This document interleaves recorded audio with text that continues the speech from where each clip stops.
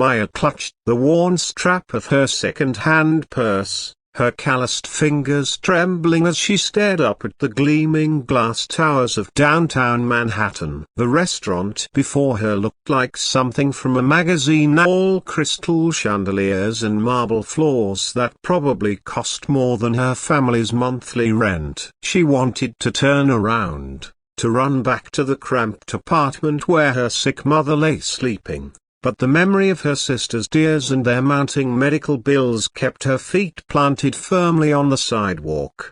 "I can't go, Maya," Jessica had sobbed just hours earlier, her perfect makeup streaming down her cheeks. "I met someone else, someone I actually love. But if I cancel on Alexander Blackwell, his business deal with Dad will fall through. We need this connection. Mom needs this connection. Please, just this once, pretend to be me." Now, standing in Jessica's borrowed designer dress that hung loose on her smaller frame, Maya felt like an imposter in every sense. She'd worked double shifts at the diner for 3 months straight, her hands permanently stained with coffee and her back aching from serving tables, all to help pay for their mother's chemotherapy treatments. Jessica, meanwhile, had been living her best life, dating and partying while their family struggled to stay afloat. The revolving door swept Maya into a world of hushed conversations and clinking wine glasses. Her worn sneakers,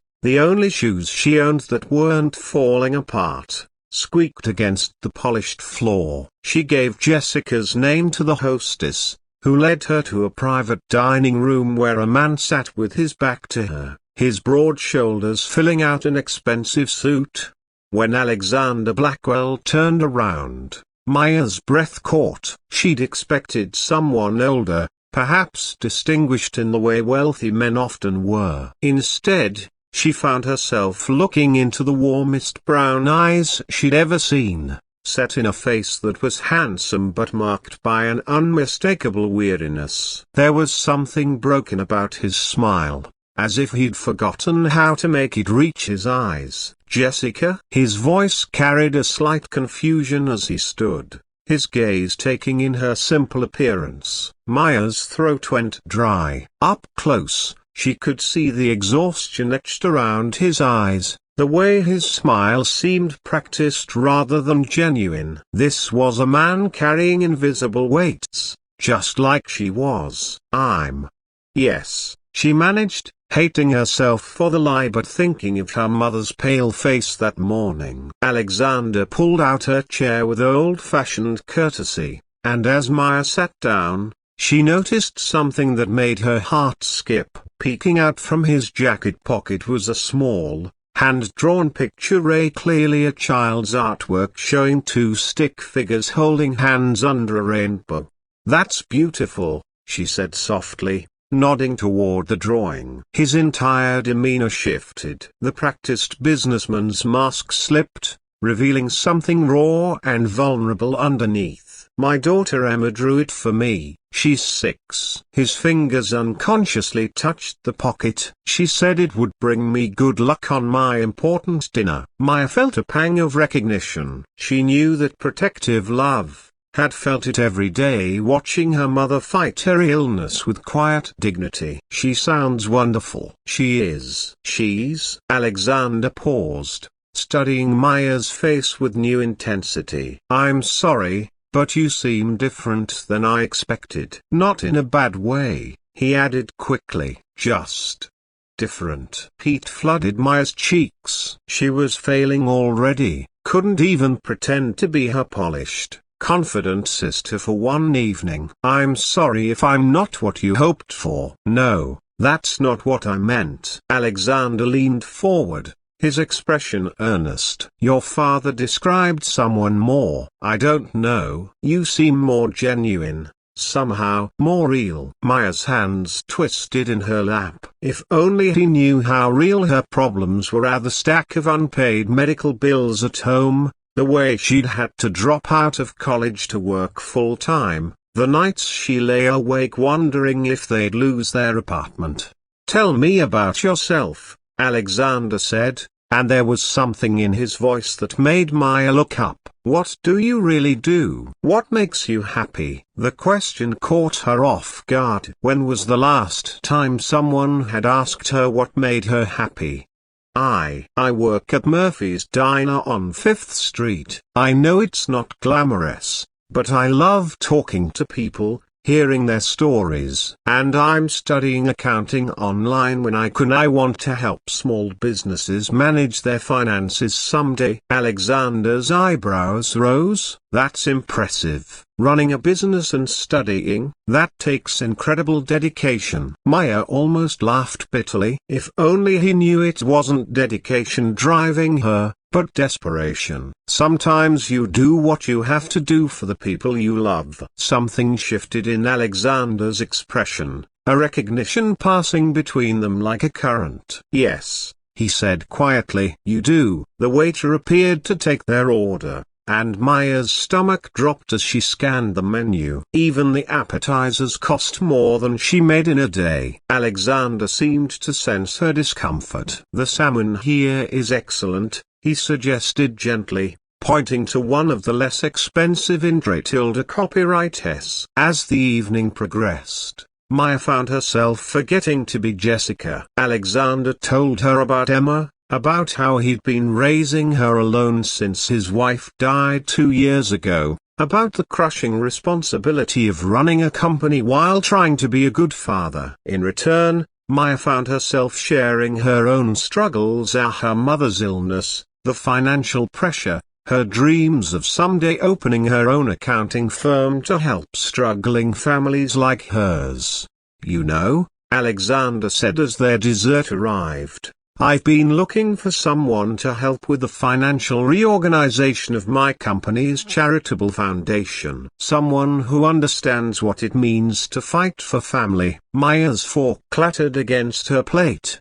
I couldn't. I don't have the qualifications, the experience." "You have something more valuable than experience," Alexander interrupted. "You have integrity, and from what you've told me tonight, you understand the real impact money can have on people's lives." Tears pricked at Maya's eyes. It was too good to be true. Had to be. "Why would you offer this to me? You barely know me." Alexander was quiet for a long moment, his fingers again touching the pocket where Emma's drawing rested. "Because in the past 2 years, I've met dozens of people who wanted something from me, my money, my connections, my company. You're the first person who seems to want nothing except to take care of the people you love. Emma needs to see that kind of person in her life, and maybe," his voice dropped to barely above a whisper, "maybe I do too." Maya felt the weight of her deception crushing down on her. This kind, lonely man was offering her everything she dreamed of, and it was all built on a lie. "Alexander, I have to tell you something. I'm Nota Maya Rodriguez." They both turned to see Maya's supervisor from the diner standing near their table, his face creased with concern. "Maya, what are you doing here?" "Your sister called looking for you. Your mother's been rushed to the hospital." The world tilted sideways. Maya shot to her feet, her chair scraping loudly against the floor. "What? When is she?" "About an hour ago. Jessica's meeting you there." Her supervisor's eyes took in the elegant restaurant, Alexander's expensive suit, Maya's borrowed dress. Understanding dawned in his weathered face. Maya turned back to Alexander, whose expression had shifted from confusion to dawning realization. "You're not Jessica," he said quietly. "I'm sorry." The words tumbled out in a rush. "I'm so sorry. Jessica couldn't come and she begged me to take her place because of some business deal with your father, and we needed the connection for my mother's medical bills, and I never meant to lie to you, Buta." Alexander stood, his hand gently touching her arm. "Maya, breathe." She looked into his eyes, expecting anger, betrayal, disappointment. Instead, she found something that looked remarkably like admiration. "Your mother needs you," he said simply. "Let me drive you to the hospital." "You don't understand. I lied to you. I'm not the person you think I am. You're exactly the person I think you are." Alexander's voice was firm. "You're someone who loves her family enough to sacrifice her pride. Someone who works 2 jobs and studies at night to build a better life. Someone who would rather be honest about her struggles than pretend to be someone she's not." He paused, his eyes soft. "You're someone who asked about my daughter's drawing instead of my bank account." Maya felt tears streaming down her face. "But your business deal with my father can wait." "Your mother can't." At the hospital,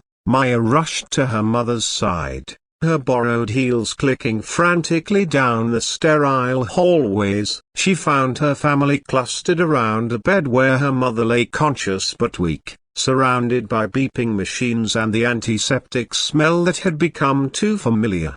"Mija," her mother whispered, reaching for Maya's hand. "You look beautiful. How was your dinner?" Maya squeezed her mother's fingers, glancing back to see Alexander standing quietly in the doorway, giving them space but making it clear he wasn't leaving. Jessica sat in the corner, her face streaked with guilt and mascara. "It was complicated, Mama." Over the next several hours, as doctors ran tests and her mother's condition stabilized, Maya found herself in the hospital cafeteria with Alexander. Emma's drawing now sat on the table between them, slightly wrinkled from being carried in his pocket. "She drew this after her mother died," Alexander said quietly. It was the first time she'd drawn people holding hands since the funeral. "When I asked her about it, she said it was her and me, and that we weren't alone anymore." Maya traced the crayon lines with her finger. "She's waiting for someone to complete your family. Maybe, or maybe she's reminding me that family isn't always the one you're born into." Alexander looked up at Maya. "Sometimes it's the one you choose." "Alexander," Maya began, but he held up his hand. "I want to offer you the job. Not because of any business deal. Not because of who your sister is, but because of who you are. And I want to ask you to dinner again, a real dinner, with no pretenses, no lies. Just Maya and Alexander getting to know each other." "What about Jessica?" "The arrangement with my father?" Alexander's smile was the first genuine one she'd seen from him all evening. "I think your father will find that I'm much more interested in investing in character than connections." "And Jessica?" He glanced toward where Maya's sister sat with their mother. "Jessica seems to have found what she was looking for elsewhere." Maya felt something she hadn't experienced in years, a hope. Not just the desperate hope of survival, but the warm, golden hope of possibility. "Emma might not like me." "Emma will love you." "You know how I know?" Alexander reached across the table and took Maya's hand. "Because you see people for who they really are,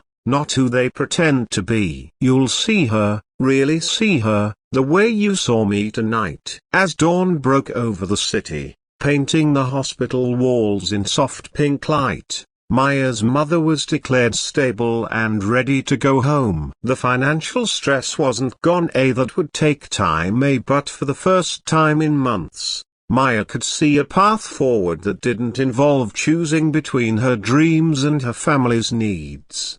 Alexander walked them to the taxi, and as Maya settled her mother into the back seat, he leaned down to the window. "There's something I want you to know," he said softly. "Tonight was supposed to be a business arrangement. Instead, it became the first time in 2 years that I remembered what it felt like to connect with another person. Thank you for giving me that gift." Maya watched him through the back window as the taxi pulled away, Emma's drawing still clutched in his hand, and she knew that sometimes the most beautiful things in life came not from careful planning, but from moments of unexpected courage. She'd gone to that restaurant as an imposter, but she was leaving as herself, and that, it turned out, was exactly who she was meant to be. 6 months later, Maya would frame Emma's drawing in their new office, where she ran the charitable foundation that helped families navigate medical crises. And every morning, as she looked at those two stick figures holding hands under their rainbow, she would remember that the best kind of love begins not with perfection, but with the courage to be genuinely, imperfectly, beautifully human.